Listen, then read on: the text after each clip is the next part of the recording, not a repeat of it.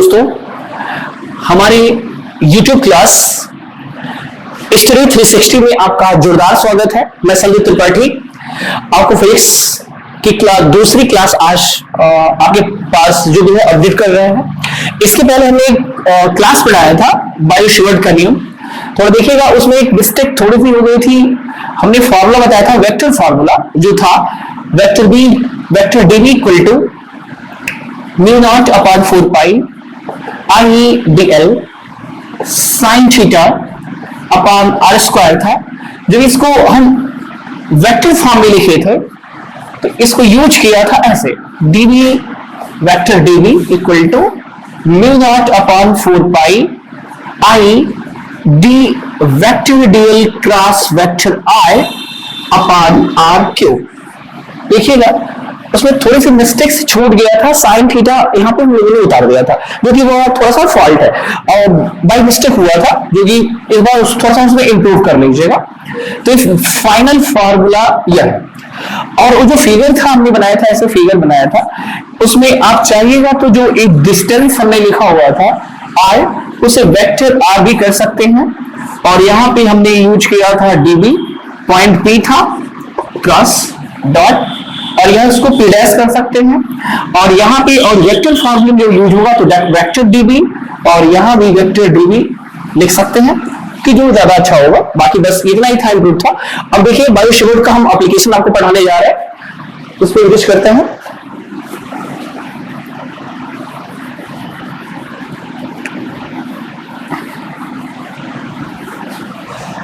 देखिए लिखा क्या है, बायो-शेवर्ट के नियम के अनुप्रयोग, मतलब उसका एप्लीकेशन है। पहला यहां लिखा है कि परिमित लंबाई, इसका मतलब जो है परिमित को फाइनाइट बोलेंगे, लंबाई तो समझते ही हैं कि यानी कि जो हमारे पास लंबाई होना चाहिए वो परिमित होना चाहिए, और परिमित मतलब इनफाइनाइट हो जाता। तो परिमित मतलब जिसकी सीमा हो, बाउंड्री हो। तो जैसे हमने एक परिमित लंबाई का एक कोई धारावाही चालक लेना है, और यहाँ एक वर्ड बीच में डाला हुआ है ऋजुरेखी, मतलब सीधी रेखा की बात हो रही है। यानी कि एक हमारे पास चालक होना चाहिए जिसमें करंट फ्लो हो सके, और उसकी लंबाई जो होनी चाहिए वो होनी चाहिए कैसी, परिमित मतलब फाइनाइट, उसका एक लेंथ जो होना चाहिए फिक्स्ड होना चाहिए, और ऋजुरेखी मतलब वो बिल्कुल सीधा होना चाहिए। तो हमने एक परिमित लंबाई का धारावाही चालक तार लिया है, उसका नाम CD दिया। तो देखिए C और D एक परिमित लंबाई की तार को शो कर रहे हैं। और आप जानते हैं बायो-शेवर्ट के नियम के अनुसार कि जब किसी चालक में विद्युत धारा प्रवाहित की जाती है तो चालक के चारों ओर चुंबकीय क्षेत्र स्थापित होता है। तो यहाँ देखिए यही लिखा हुआ है कि जैसे ही ऋजुरेखी चालक तार में हम करंट फ्लो कराएंगे तो उसके बाहर किसी न किसी बिंदु पर एक चुंबकीय क्षेत्र स्थापित होगा। वह चुंबकीय क्षेत्र डेरिवेट होकर हमारा आने वाला है dv is equal to mu not upon 4 pi I upon R, और यहाँ होगा sine phi 1 plus sine phi 2। ये मेरा फाइनल डेरिवेशन होगा, ये डेरिवेशन लेके आना होगा। तो फिलहाल चलिए, सॉरी इंटीग्रेट करके भी हट जाएगा। फिलहाल आइए डेरिवेशन को दिखाते हैं। सर्वप्रथम पहले फिगर समझिए कैसे फिगर बना हुआ है। क्या कहा, परिमित लंबाई का एक धारावाही चालक है। तो एक हमने चालक ले लिया जिसकी लंबाई परिमित है C और D। इसमें जैसे ही करंट फ्लो करवाए तो करंट फ्लो होने के बाद आपको पता है कि इससे कुछ दूरी पर एक पॉइंट हमें मान लिया P, और उस पॉइंट P पर चुंबकीय क्षेत्र उत्पन्न हुआ होगा, वह चुंबकीय क्षेत्र जो होगा वो dv हुआ होगा। फिर देखिए P से Q की जो डिस्टेंस हमने लिया हुआ है R लिया है, करंट ऑलरेडी फ्लो होके जा रही है। तो मान लिया एक पॉइंट E है, और वह पॉइंट E जो P से डिस्टेंस शो कर रही है वह कितना दिखा रही है, x। थोड़ा सा और ऊपर जाते हैं, एक स्मॉल लघु अवयव की बात कर रहे हैं, जिसे लघु अवयव की लंबाई को हमने डेल्टा एस दिखाया है। पूरी लंबाई l रही होगी, लेकिन जो लघु अवयव जिसको हमको फाइंड करना है, इसको हम इंटीग्रेट कर देंगे, हमारा सॉल्यूशन आ जाएगा। तो उस लघु अवयव जो हमारा है E से F तक का डिस्टेंस, इसको हम मान लिए हैं डेल एल, मतलब डेल्टा एल। और आगे की तरफ यह मान लीजिए करंट है, फ्लो हो रही है और पॉइंट D तक जाएगी। तो देखिए जहां से स्टार्ट हो रहा है इसका नाम हमने C दिया, और जहां फाइनल हो रहा था उसका नाम हमने D दिया, और यहां हमारा पॉइंट P था। तो P से C तक की एक डॉट लाइन, P से D तक का एक डॉट लाइन, P से देखिए एक ट्रायंगल जनरेट हो रहा है यहाँ पे आपको P क्यू सी, इसका एक एंगल हमने φ1 ले लिया। दूसरा देखिए एक त्रिभुज और बन रहा था क्यू पी ई, इसका हमने एंगल φ लिया। सबसे ऊपर वाला जो एक ट्रायंगल बन रहा है पी क्यू डी, एक बड़ा सा ट्रायंगल है, इसका पूरा हमने एंगल ले लिया है φ2। समझिए जो बीच वाला है पी क्यू ई φ शो कर रहा है, क्यू पी सी φ1 शो कर रहा है।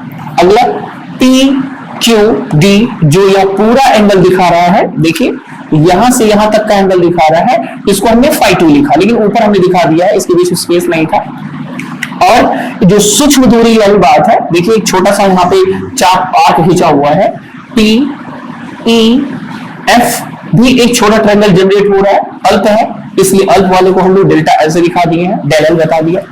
और यहां से एक हमने लंब खींचा इजी, जिससे एक छोटा ट्रायंगल मिला हमें ई एफ जी, और यही इसके बीच का डिस्टेंस जो दिखा रहा है वो क्या है, डेल्टा एल दिखा रहा है।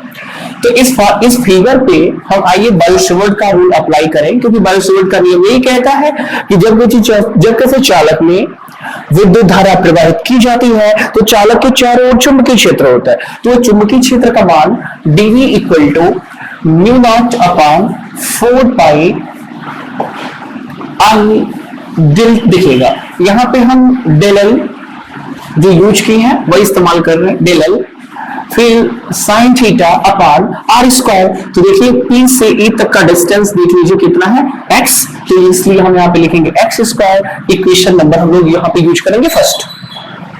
देखिए अगर जो यहाँ पे डिस्टेंस डेल एल लिखे हैं, तो यहाँ पे जो चुंबकीय क्षेत्र होगा यदि उसको भी डेल एल लिख दिया जाए तो ज्यादा अच्छा रहेगा। फिर इसके बाद हम आते हैं साइन थीटा के पास। इसमें देखिए साइन थीटा यहाँ नजर आ रहा है क्वेश्चन में। मान लीजिए यहाँ पे, एक मिनट, कंपास देखा ही होगा, कंपास का नोक अगर जो यहाँ पे रखें और जो पेंसिल वाला साइड होता है ऐसे वो जो रोटेट करता है, तो कहीं ना कहीं ई जी जो है वह एक चाप को दिखाएगा। तो कहीं ना कहीं आप पढ़े हैं एक बात को, चाप कोण बराबर चाप बटे त्रिज्या, मतलब angle is equal to arc upon radius. तो अब देखिए यहाँ पे कोण क्या है, कोण यहाँ पे थीटा दिखा रहा है, वह थीटा कहीं ना कहीं वही हम साइन थीटा का इस्तेमाल करेंगे।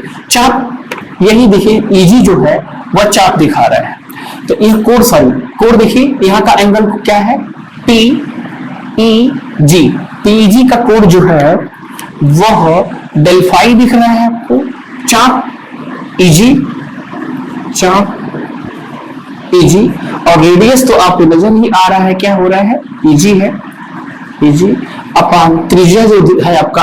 आपको पता है कि कंपास से जो पेंसिल के बीच का डिस्टेंस होता है वही रेडियस दिखाता है, तो कहीं ना कहीं रेडियस के जगह पे काम क्या कर रहा है, एक्स कर रहा है, इसलिए त्रिज्या की जगह पे हम एक्स लिख दे।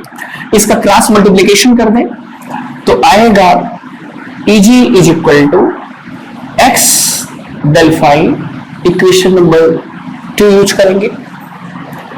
अब साइन थीटा की वैल्यू पे आइएगा, देखिए इस साइन थीटा कहां दिखा रहा है, ई एफ जी, ट्रायंगल की बात करिए, ट्रायंगल ई एफ जी में साइन थीटा इक्वल टू लंब बटे कोण पढ़ेंगे आप, तो आपको पता है कि जो कोण के सामने वाली भुजा होती है वही लंब होती है, तो इस कोण के सामने जो भुजा है ईजी वह लंब का काम कर रही है, लिख दीजिएगा लंब बटे कोण। जो आपको भुजा नजर आ रही है यह लंब, यह आधार, तो यानी कि लंब और आधार को जोड़ने वाली रेखा जो होती है वही कर्ण होती है, तो कर्ण की जगह पे ईएफ काम करेगा आपका, ईएफ।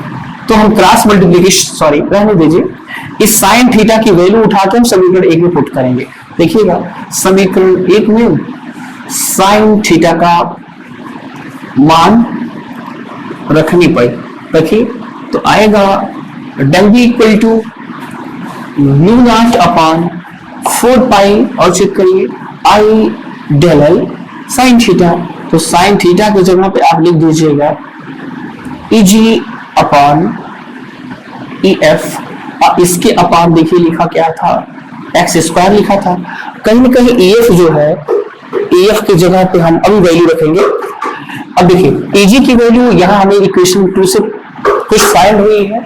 आगे देखिए इसमें हम EG की वैल्यू रख रहे हैं। देखिए EG का मान रखने पर समीकरण में ऐसे लिखिए, EG का मान रखने पर छापिए del V इक्वल टू, आगे है mu not upon 4 pi I del L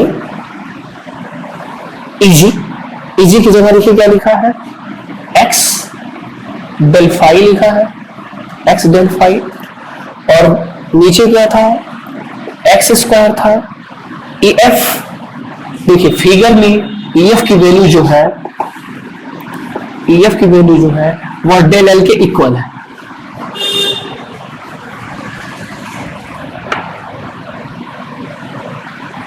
तो एक मिनट,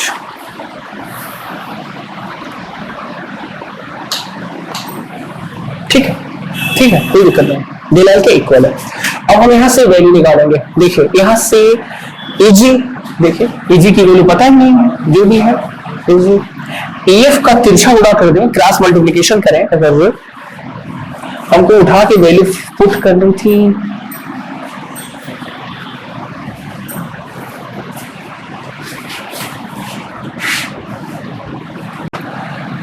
हेलो दोस्तों, देखिएगा इसको हम 2 स्टेप चाहे तो पहले कर सकते हैं, मतलब 2 स्टेप अपना बचाना चाहे तो बचा सकते हैं। जैसे कैसे, देखिए यहाँ पे 1 मिनट और इसको भी रोक लीजिए एक लाइन के लिए। यहाँ पे 2 स्टेप हमारा बचेगा। मान लीजिए सर क्रॉस मल्टीप्लिकेशन करें तो आएगा EG is equal to EF sine theta. देखिए EG की वैल्यू यहां से पता है हमको, x del phi, और EF देखिएगा, EF की वैल्यू किसके इक्वल है, del L साइन थीटा। हमारी इक्वेशन नंबर 1 में del L sine theta match कर गया, सीधे इसकी वैल्यू पुटिंग करेंगे, हमारा 2 स्टेप बच जाएगा। तो लिखिएगा इसको इक्वेशन 3 ले लीजिएगा। लिखिए समीकरण फर्स्ट व थर्ड से। अब देखिए सीधे सीधे हमारा कुछ बचत हुआ, लाइन बचत हुई क्या, del V equal to mu not upon 4 pi, बगल में था I। अब देखिए del L sine theta, del L sine theta के प्लेस पे लिखा जा सकता है x del phi लिखा जा सकता है, अपॉन x स्क्वायर लिखा था तो x स्क्वायर को x लिख सकते हैं, और एक x को उड़ा दिया हमने। अब पहले फाइनल देखिए बचा क्या, del v इक्वल टू या delta v equal to mu not upon 4 pi I del phi upon x। इसको इक्वेशन 4 लेते हैं। फिर देखिए हमारे पास एक ट्रायंगल और है QPE, ट्रायंगल QPE से हम यहाँ पे cos थीटा का इस्तेमाल करेंगे, तो cos फाई इस्तेमाल करेंगे। cos theta is equal to पढ़ा आपने आधार बटे कर्ण, आधार के प्लेस पे आपका है PQ, और जो कर्ण आप जानते ही हैं, आधार और लंब को मिलाने वाली रेखा जो होती कर्ण होती है, तो कर्ण वहां पे P काम करेगा। PQ की वैल्यू R कहीं ना कहीं दिख रही है हमको, और PE की वैल्यू x है। हम इसको लिखना चाहें तो ऐसे लिख सकते हैं cos phi equal to R upon x को ऊपर कर दे, cos फाई को नीचे कर दें, चाहे रहने दीजिए, इसको इस फॉर्म में यूज करें। इसको ऐसे भी लिखा जा सकता है 1/x इंटू R। हम चाहे तो R का क्रॉस मल्टीप्लाई कर लें तो 1/x इज इक्वल टू हो जाएगा cos फाई अपॉन R हो जाएगा। कहीं ना कहीं हमारे फॉर्मूले में यहाँ 1 छिपा ही होगा, तो 1/x की जगह पे सीधे यूज कर लेंगे। देखिएगा समीकरण 4